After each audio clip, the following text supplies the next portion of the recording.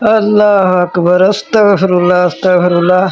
نبی صلی اللہ علیہ وآلہ وسلم فرماتے ہیں کہ جب بادل گرجتے ہیں، برستے ہیں تو اللہ تعالیٰ قہریت میں ہوتے ہیں، تو پھر تسبیحات کو بیان کرنی چاہیے، پڑھنا چاہیے سبحان اللہ و بحمدہ سبحان اللہ العظیم۔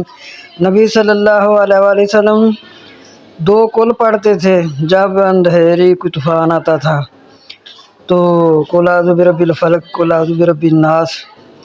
تو آج اتنے حالات میں بھی اپنے اللہ کے ساتھ شرک کرنے سے لوگ باز نہیں آ رہے۔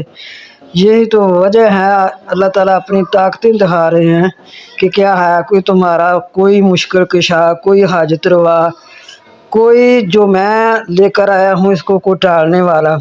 اگر ٹال سکتی ہیں تو صرف دعائیں ٹال سکتی ہیں، یہ نہیں ہو سکتا کہ فلاں پیر کو لے آئیں۔ اللہ تعالیٰ معاف فرمائے، لوگ دکھا رہے ہیں کہ پیر ہے اس کے ساتھ ڈول ڈمکے والے ہیں، جن چیزوں سے اللہ اور اس کے رسول نے منع کیا ہے وہ ساتھ لے کر دریائے راوی کا پانی بند کرنے آ رہا ہے، کوئی ادھر ڈول ڈمکے لے کر ادھر کے پانی بند کرنے آ رہا ہے۔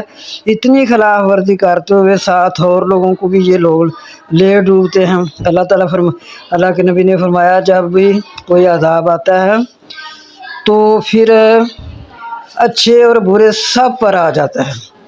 ہمیں پچھلے گناہوں کی معافی مانگنی چاہیے کہ اللہ ہم سب گناہ گار ہیں، پورے پاکستانی ہم سب یا اللہ گناہ گار ہیں، ہم سب پاکستانیوں کے گناہ معاف فرما، ہم سے یہ سختیاں ٹال دے، ہم سے یہ عذاب ٹال دے، بجائے اللہ تعالیٰ کے ہم التجا کرنے کے پھر ایسے غیر شرعی کام دکھا کر اور لوگوں کو بھی ساتھ فنا کرانے میں لگے ہوئے ہیں۔ اللہ تعالیٰ سب کو ہدایت دے۔ اب ابھی تک لوگوں کو پتہ نہیں چلا کہ یہ ساریاں طاقتیں اللہ تعالیٰ ہی کو ہے اور کسی کو کوئی طاقت نہیں ہے کہ کوئی روک سکے۔ جب اس کا حکم ہوگا، قرآن پڑھنے کے لیے آیا ہے، قرآن پاک کو نہیں پڑھ کر دیکھتے کہ حضرت نوح علیہ السلام کے زمانے میں جب اتنا آیا تھا پانی تو آپ نے جو دعا کی وہ دعا نہیں پڑھتی کہ اے زمین نگل جائے، آسمان تھم جا، وہ والی دعا یاد کر لو۔ لیکن اس طرح کے شرکوں سے اب تو بعد آ جاؤ۔ اللہ تعالیٰ ہم سب پاکستانیوں کو شرک سے محفوظ رکھے، شرک سے بچائے، شرک کو سمجھنے کی توفیق عطا کرے کہ شرک ہے کیا چیز ہے۔